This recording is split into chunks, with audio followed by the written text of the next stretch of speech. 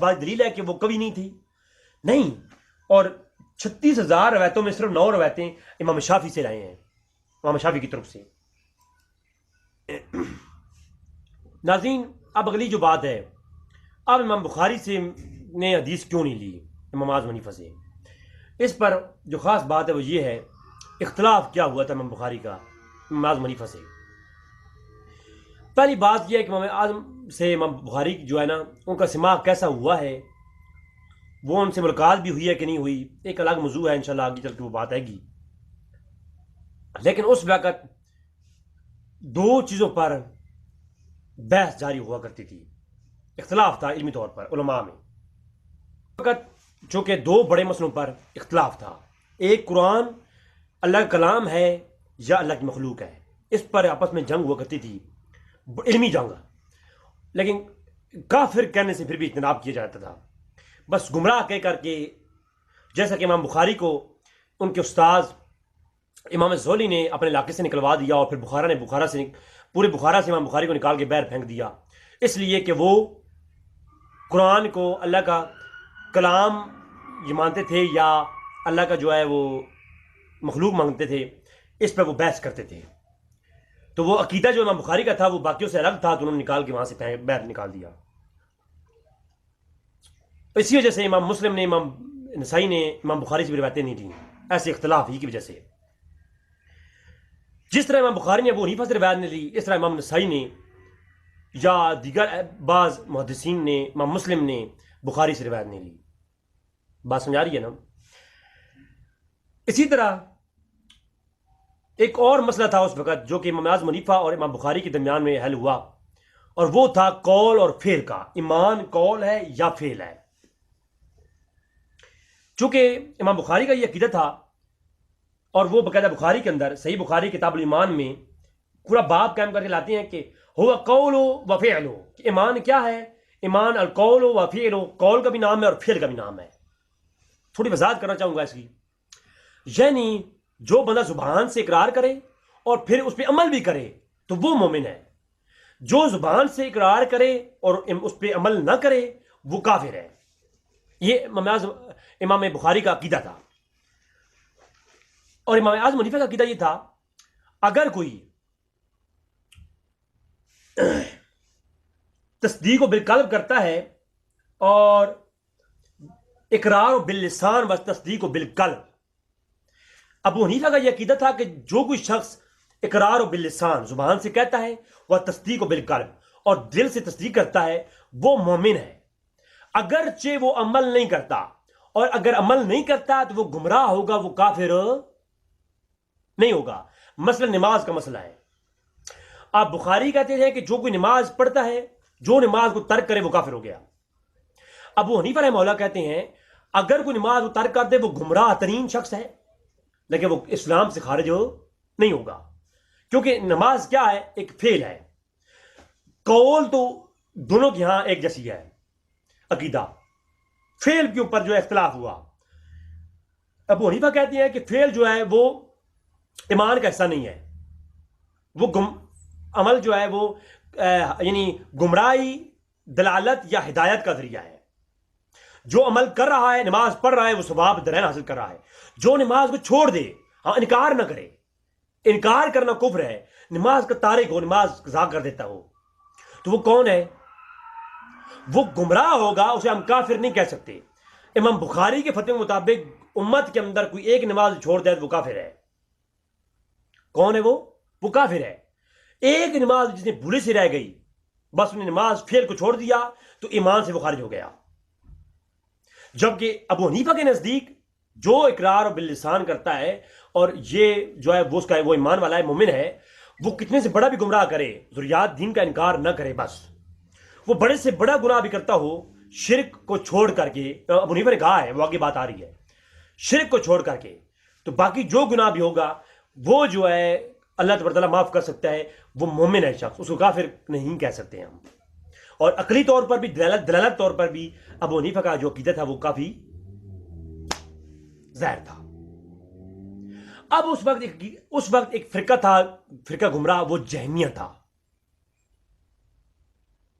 اور اس کا عقیدہ تھوڑا امام اعظم حنیفہ سے ملتا جلتا تھا. وہ کیا؟ اس موضوع پر جہمیہ مشہور اس لیے کیا گیا کہ وہ بھی عقیدہ تصدیق اقرار و باللسان اور تصدیق بالقلب رکھتے تھے. جہمیہ کا بڑا عقیدہ یہ تھا، وہ کہتے کہ جو بندہ اقرار و باللسان کرتا ہے اور تصدیق بالقلب کرتا ہے وہ بس وہی مومن ہے. کوئی نماز کا انکار کر دے، ساری زندگی نماز نہ پڑھے، وہ عمل کوئی چیز نہیں ہے. وہ عمل کا مطلق انکار کرتے تھے. ابو حنیفہ عمل کا مطلق انکار نہیں کرتے تھے. جہمیہ کے خلاف ابو حنیفہ نے بڑا کام کیا ہے، وہ آگے بات آ رہی ہے. اور جہمیہ ابو حنیفہ کو کہا جایا کرتا تھا کیونکہ لوگوں میں بات مشہور تھی، ٹی وی تو تھا نہیں، ابو یوٹیوب تھا نہیں، اور کتابیں تو ابو حنیفہ کی ہر جگہ مشہور تھی نہیں. جس نے سنا ابو حنیفہ نے یہ کہا ہے کہ ابو حنیفہ نے کہا ہے جی ایمان تصدیق بالقلب کا نام ہے، تو وہ کہتے یہ تو جہمیہ کا عقیدہ ہے. اب تصدیق آگے تفصیل کیا تھی، تفصیل ابو حنیفہ نے فقہ اکبر کے اندر بیان کی ہے، وہ آگے پیش کروں گا میں. جہمیہ کے عقیدہ ہونے میں لسان اقرار باللسان اور تصدیق بالقلب، اور ابو حنیفہ کے لسان بالقلب ہونے کا، اقرار باللسان اور تصدیق بالقلب ہونے کا عقیدہ، یہ دونوں عقیدے ابو حنیفہ کے، جو ابو حنیفہ کا عقیدہ اور جہمیہ کا عقیدہ، ان کا بظاہر ایک ہے اور حقیقت میں زمین آسمان کا فرق ہے. جہمیہ کا عقیدہ تھا بس اقرار باللسان کرو، تصدیق بالقلب کرو، باقی کچھ بھی نہ کرو، تم مومن ہو، تم جنتی ہو. ابو حنیفہ کا عقیدہ تھا خبردار ایسا نہیں ہے، تصدیق باللسان کرو اور اقرار باللسان کرو، تصدیق بالقلب کرو، تم جو ہے مومن ہو. لیکن اگر کوئی نماز چھوڑتا ہے تو وہ گمراہ ہے، اپنی اعمال بدکاری کے سبب وہ جہنم میں جائے گا. وہ کہتے کہ اعمال جو بھی کرو جہنم میں نہیں جاؤ گے تم لوگ. جہمیہ کا عقیدہ تھا. اور علامہ شہرستانی نے الملل والنحل لکھی کتاب، جو اس دور کے سارے عقیدوں کے ان فرقوں کے اوپر لکھی کتاب ہے. انشاءاللہ میرا ایک لیکچر پورا اس کتاب پہ آئے گا، علامہ شہرستانی کی الملل والنحل کے اوپر، تو وہ پڑھ لیں تو اس کے اوپر یہ ساری تفصیلات مل جائے گی. اب امام بخاری تک یہ بات پہنچی کہ ابو حنیفہ جو ہے وہ یہ عقیدہ رکھتے ہیں کہ تصدیق و اقرار باللسان و تصدیق بالقلب. اتنی بات پہنچی. اب سننے سنانے کا دور تھا، سارے سنا کے لوگ تھے، علمی کتابی دور نہیں تھا، اور جو ہے بابوں کا خدا اور ہے اور کتابوں کا خدا اور جو لوگ نعرہ لگاتے ہیں ان کے لیے لمبا فکریہ ہے کہ اس وقت کتابوں کا دور نہیں تھا، بابوں کا دور تھا. امام بخاری بابے تھے، ابو حنیفہ بابے تھے، بخاری کے استاد بھی بابے تھے، سارے بابوں نے ایک دوسرے کو بتایا ہے. پھر ابو حنیفہ نے جو علم پڑھا تھا وہ بابوں سے پڑھا تھا، کتابوں سے نہیں پڑھا تھا. پھر ان کے ابو حنیفہ کے جو بابے تھے وہ جو ہے صحابہ تھے، تو انہوں نے بھی جو ہے کدھر سے پڑھا تھا؟ کتابوں سے نہیں پڑھا تھا. لہذا یہ جو نعرہ ہوتا ہے بابوں خدا اور ہے کتابوں کا اور ہے، تو یہ جو میں نے پوری آج کی نشست ہے اس نے تو چٹا کھول دیا ہے نا کہ بابوں کا ہی دین ہے، کتابوں کا دین نہیں ہے. تو اس وقت سنی بات امام بخاری تک یہ پہنچی تو امام بخاری کا یہ عقیدہ نہیں تھا، امام بخاری کا عقیدہ کچھ اور تھا. تو امام بخاری اس پر اختلاف رکھتے تھے. امام بخاری اسے پھر امام بخاری نے جو ہے یہ بات سنتے ہی اپنی کتاب تاریخ کبیر میں لکھا. بلکہ پہلے میں بتاتا ہوں کہ امام بخاری نے جب یہ دلائل پیش کیے تو امام اعظم حنیفہ کے دلائل تھے کہ ابو حنیفہ نے فقہ اکبر کے اندر کہا، اور شرح ملالکاری کی موجود ہے، اور ابو حنیفہ وسیعہ کتاب کا نام مجموعہ کتب شیخ زید کوثری، علامہ زید کوثری جو مصر کے بہت بڑے عالم اور علم کا ڈنکا بجتا ہے، انہوں نے اس کو وضاحت سے لکھا ہے کہ ایمان ہوا اقرار و تصدیق. ایمان صرف زبان سے اقرار اور تصدیق کا نام ہے. اور امام اعظم حنیفہ کی کتاب 50 وسیعہ اس کی شرح لکھتے ہوئے امام کوثری نے کہا ایمان اقرار باللسان و تصدیق بالجنان، کہ تصدیق کرنے کا، دل سے تصدیق کرنے کا، اور ایمان ایک زبان سے اقرار کرنے کا نام ہے. امام بخاری کا، امام جو ہے ابو حنیفہ کا یہ عقیدہ تھا. اب امام بخاری کا یہ طریق تھا کہ امام بخاری چاہے ابو حنیفہ ہو یا ان کا کوئی اور مشایخ ہو، جس سے بھی ان کا اپنا نظریاتی اختلاف ہو جاتا اس سے وہ حدیث لیتے نہیں تھے. اب دیکھنا،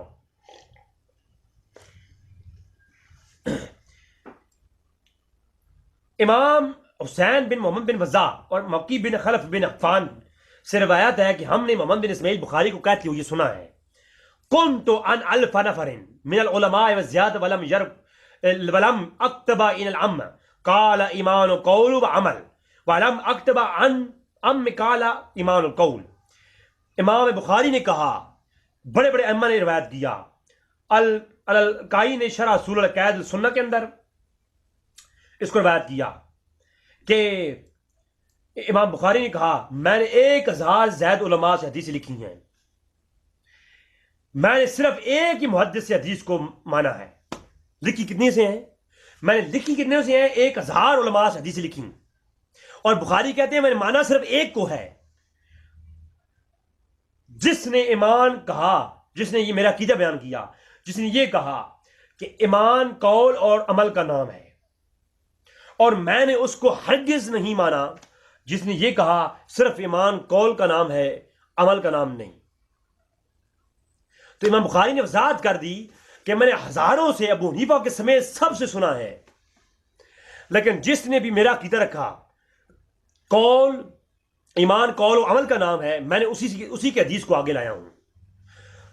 جس نے یہ کہا ایمان قول کا نام ہے، میں نے اس حدیث کو ترک کر دیا ہے. اس لیے ترک نہیں کیا کوئی کذاب ہے، اس لیے ترک نہیں کیا کہ کوئی حافظ الحدیث نہیں ہے، اس لیے نہیں کیا کہ اس کے پاس علم حدیث نہیں ہے، اس کو حدیث یاد نہیں ہے، یا وہ حدیث میں کمزور ہے. اس لیے ترک کر دیا کیونکہ جو ہے میرے عقیدے کے مخالف ہے. وہ تو علمی اختلاف تھا، اور علمی اختلاف ہوتے ہی لوگ اس میں آگے صحابہ کرام کی جب گفتگو آئے گی، میری ایک اور نشست آئے گی اس پہ کہ ابو بخاری کے اندر موجود ہے کہ امیر معاویہ 1 وتر پڑھتے ہیں، عبداللہ بن عباس 3 وتر پڑھتی ہیں. بخاری کے اندر کئی اعمال دکھاؤں گا، ایک صحابی ایک عمل کر رہا ہے، دوسرا عمل کر رہا ہے. علمی اختلاف تھا، ایک صحابی دوسرے کا عمل نہیں لیتا اور دوسرا صحابی پہلے کا عمل نہیں لیتا. صحابہ میں اختلاف، لیکن علمی اختلاف.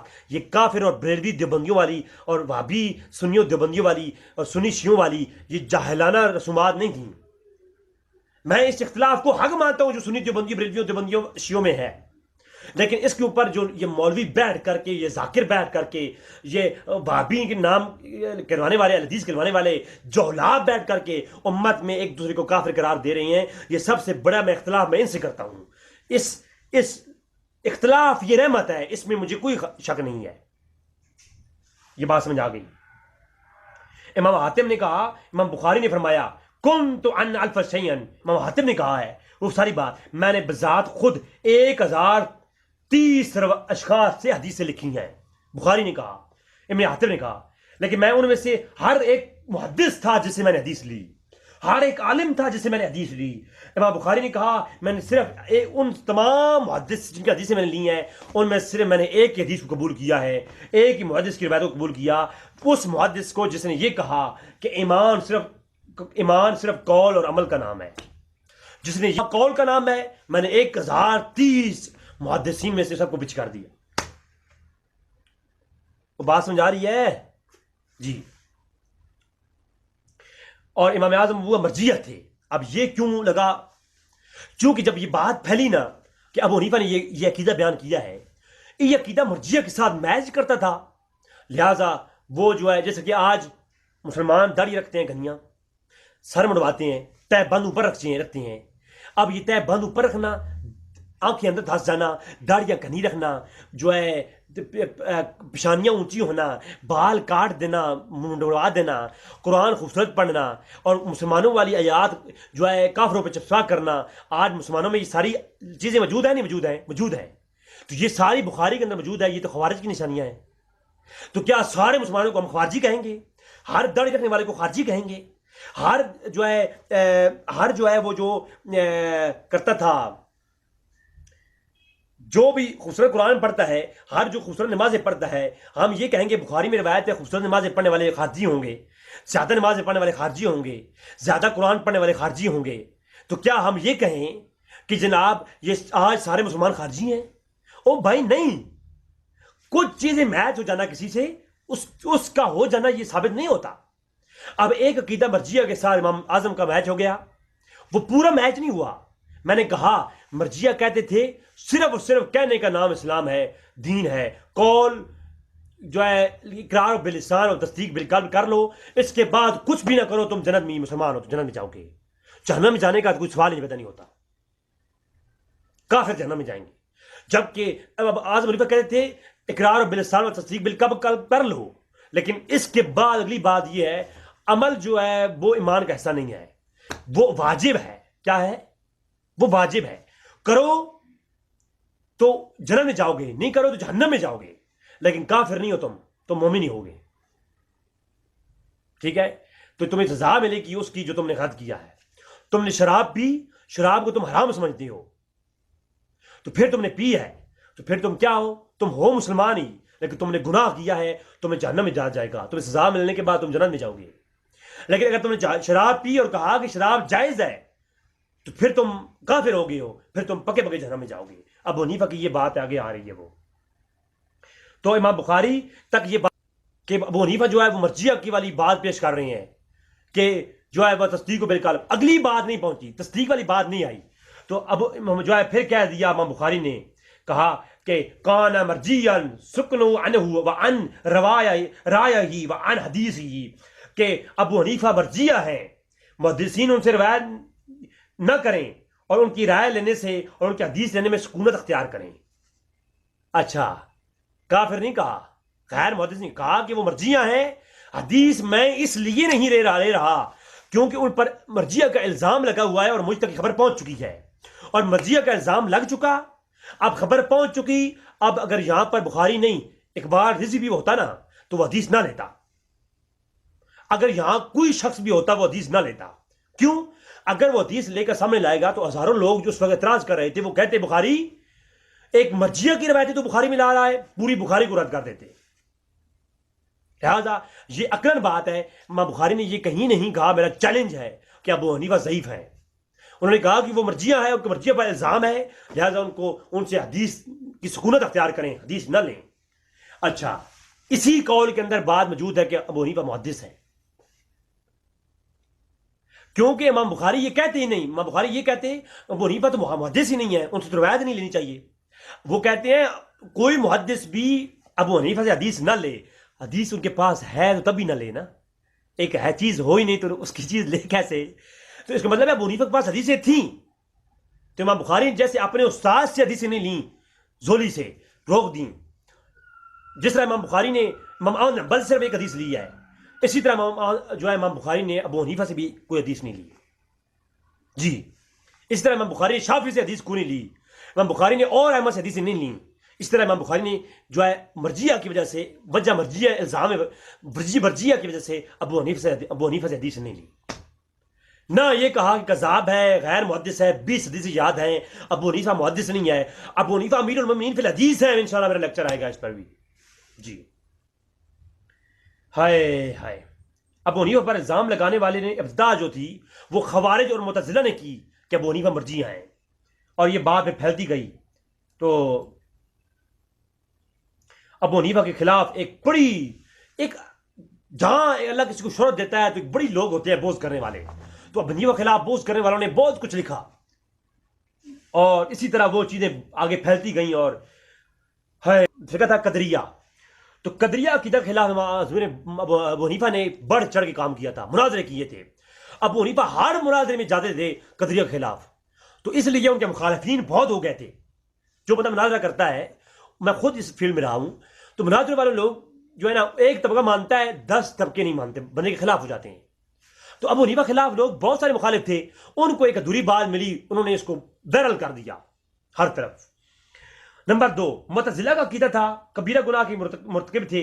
ابو حنیفہ نے ان کی مخالفت اختیار کی، اور ان لوگوں نے ابو حنیفہ پر مرجیہ کا حکم لگایا. ہے خوارج کا عقیدہ تھا، ابو حنیفہ نے ان کے خلاف مناظرے کیے، اور اسی طرح یہ باتیں بڑھتی گئیں، چلتی گئیں. اب امام صاحب خود کیا فرماتے ہیں؟ امام حنیفہ فقہ اکبر کے اندر کیا فرماتے ہیں؟ فرماتے ہیں لا نقول، بلکہ میں ترجمہ پڑھتا ہوں. کہتے ہیں جناب ہم یہ نہیں کہتے کہ مومن اس کے گناہ نقصان نہیں پہنچائیں گے. میں نے بتایا کہ مرجیہ کا عقیدہ کیا تھا، کہ وہ کہتے تھے کہ مومن کے اعمال گناہ جو ہے وہ جو ہے کوئی نقصان نہیں پہنچاتے، وہ تو جنت میں جائیں گے، جس نے تصدیق کر لی زبان سے، دل سے بھی. ابو حنیفہ کہتے ہیں نہیں، ہم نہیں کہتے کہ مومن کے گناہ نقصان نہیں پہنچائیں گے، نہ ہم یہ کہتے ہیں کہ وہ دوزخ میں نہیں جائیں گے۔ جس طرح باطل فرقے مرجیہ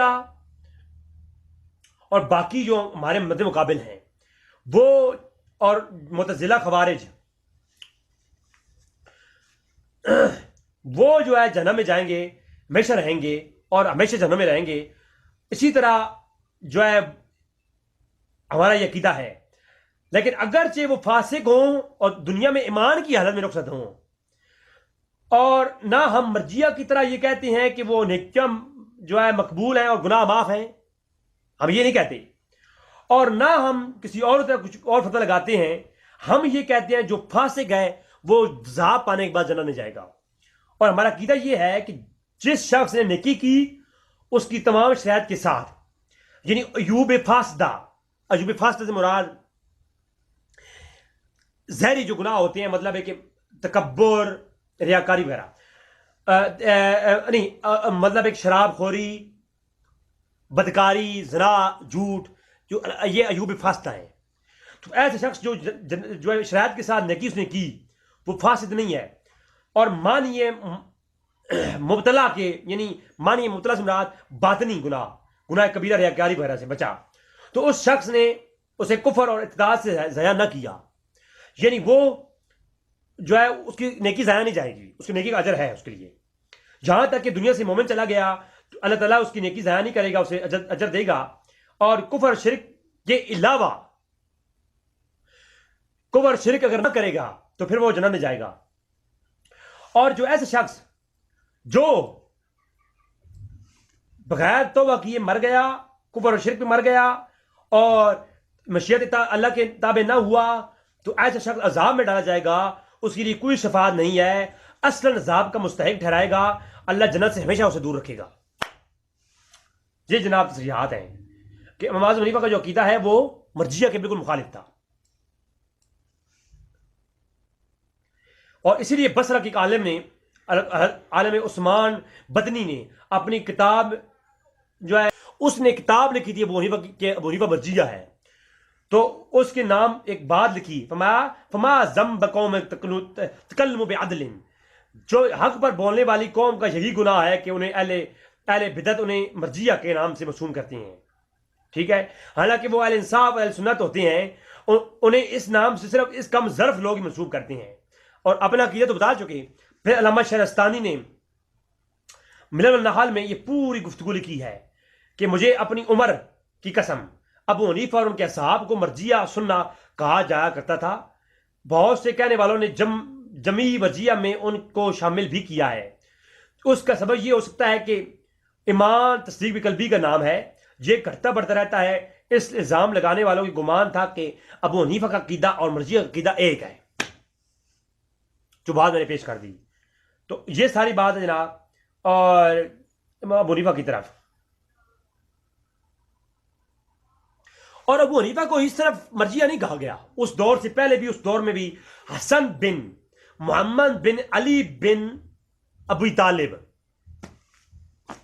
ہاں جی، حضرت علی کی اولاد میں سے جو ہے حسن بن محمد بن علی کے بیٹے محمد کے بیٹے حسن، ان کو بھی مرجیہ کہا گیا۔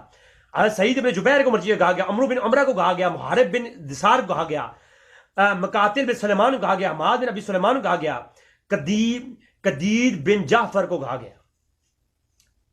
بات سمجھ آ رہی ہے نا کہ وہ یہ ساروں کو مرجیہ کی زد میں لایا گیا۔ تو ناظرین، یہ اقرار باللسان و تصدیق بالقلب کا جو اختلاف تھا امام بخاری اور مسلم کے درمیان، اور یہ اختلاف، اس اختلاف کے ہوتے ہوئے بھی امام بخاری ضرور حدیث لیتے، میرا وجدان یہ کہتا ہے، لیکن چونکہ ایک افواہ پھیل چکی تھی کہ وہ مرجیاں ہیں، تو جس پر الزام ہو آپ علوم حدیث اٹھا کے دیکھ لیں، کسی پر تہمت ہو، الزام ہو، تو محدثین اس پر جو ہے اس سے حدیث ترک کرتے ہیں یا اس کے حدیث کو مینشن کرتے ہیں، حدیث ضعیف کرتے ہیں اس کے۔ تو اگر الزام ہونے کے باوجود امام بخاری لکھ لیتے تو آج امام بخاری کی صحیح کو صحیح کے اندر یہ نقطہ نکالا جاتا کہ امام بخاری نے تو سکھایا ہے کہ میں ساری حدیث صحیح لکھ رہا ہوں، جبکہ امام بخاری پر تو تہمت ہے مرجیہ کی، تو پھر جو ہے یہ بخاری صحیح بخاری نہ رہی۔ تو امام بخاری نے احتیاطاً اس کے اندر جو ہے امام ابو حنیفہ سے حدیث نہیں لی، تو اس کے اوپر جو ہے پھر ایک کلام کیا گیا اور جھوٹ کا پروپگنڈا کیا گیا۔ تو ناظرین سمجھ آ گئی ہوگی کہ اختلاف کی بنیاد پر جو ہے بڑے بڑے ائمہ میں یہ اختلاف رہا ہے، تو اس اختلاف کی بنیاد پر لوگ حدیث ترک کی ہیں، لیکن ان کی عزت ادب کرتے تھے، ان کو کافر نہیں کہا۔ آج جو بندی بریلوی ایک دوسرے کو کافر کہتی ہیں۔ اللہ تبارک و تعالیٰ سے دعا ہے کہ رب تعالیٰ میں اختلاف کی رحمت جو ہے سمجھنے کی توفیق عطا فرمائے، سمیٹنے کی توفیق عطا فرمائے، اختلاف سے ملنے والی رحمت کو سمیٹنے کی توفیق عطا فرمائے، اور اختلاف میں مخالفت سے بچنے کی توفیق عطا فرمائے۔ وما علینا الا البلاغ المبین۔